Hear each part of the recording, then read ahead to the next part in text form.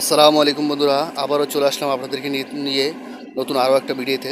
আজকে দেখাবো আমরা যে ছাদে পেঁপে চারাগুলো বুনেছি, সেই চারাগুলো কিন্তু মাশাল্লাহ অনেক বড় হয়ে গেছে।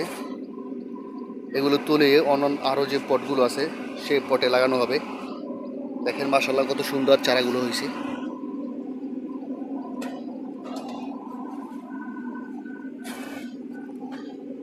প্রত্যেকটা চারারই কিন্তু গ্রোথ অনেক সুন্দর মাশাল্লাহ। দেখে এক একটা চারার কতটা সুন্দর মাশাল্লাহ। এর কাণ্ডগুলো কতটা মোটা, এখানে আছে আরও কয়েকটা। এগুলো এগুলো কিন্তু থাই পেঁপে, খুবই মিষ্টি এবং লাল কালারের, অনেক মিষ্টি। এই পেঁপেগুলো খেতে অনেক সুস্বাদু, অনেক মজা। আমার ভিডিওটা শুরু থেকে শেষ পর্যন্ত দেখবেন, তাহলে অনেক আনন্দিত হবেন এবং অনেক মজা পাবেন।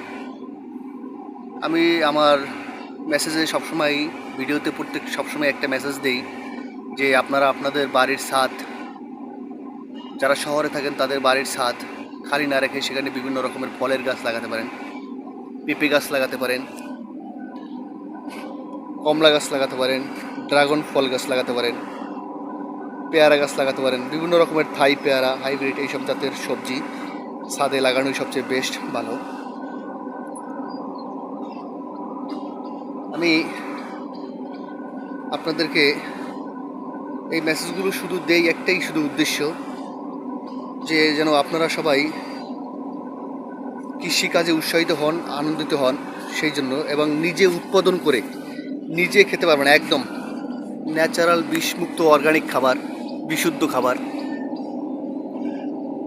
নিজে উৎপাদন করে নিজে খাওয়ার কিন্তু একটা মজাই আলাদা।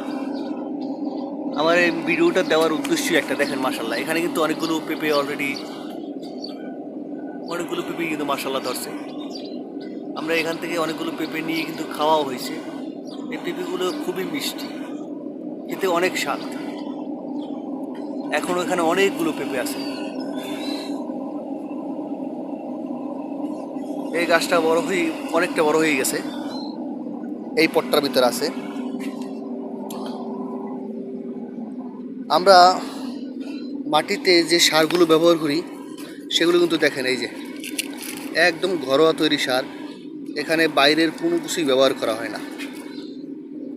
শুধু নিজস্ব ঘরের যে তরিতরকারির যে খোসাগুলো থাকে সেগুলো এক জায়গায় নির্দিষ্ট জায়গায় রেখে, চা পাতা, আমরা যে চা খাই সে চায়ের যে পাতাগুলো থাকে অবশিষ্ট, সেগুলো একটা নির্দিষ্ট জায়গায় রেখে সেখানে ভালো করে পচানোর পরে, শুকানোর পরে আমরা এই মাটির সঙ্গে মিশিয়ে দিই। দেখেন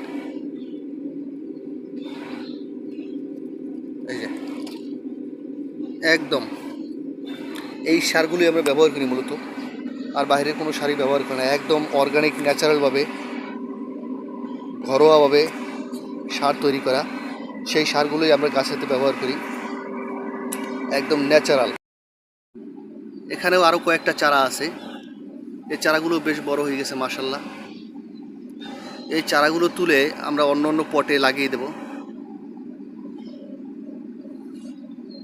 যারা এতক্ষণ ধরে আমার ভিডিওটা দেখছেন, এখনও আমার চ্যানেলটা সাবস্ক্রাইব করেন না, অবশ্যই আমার চ্যানেলটা সাবস্ক্রাইব করবেন, লাইক করবেন, কমেন্ট করবেন, শেয়ার করে অন্যদেরকে দেখার সুযোগ করে দেবেন। আপনাদের একটা লাইক, একটা কমেন্ট আমাকে ভিডিও বানাতে উৎসাহিত করে, আনন্দিত করে। আপনারা সবাই আপনি যদি একটু আমাকে সাপোর্ট করেন তাহলে আমি সামনে এগিয়ে যেতে পারবো। আপনাদের ভালোবাসা, আপনাদের সাপোর্ট আমার খুবই প্রয়োজন। আবারও দেখা হবে পরবর্তী কোনো ভিডিওতে। সে পর্যন্ত সবাই সুস্থ থাকবেন, ভালো থাকবেন। আসসালামু আলাইকুম ওয়া রাহমাতুল্লাহি ওয়া বারাকাতুহু।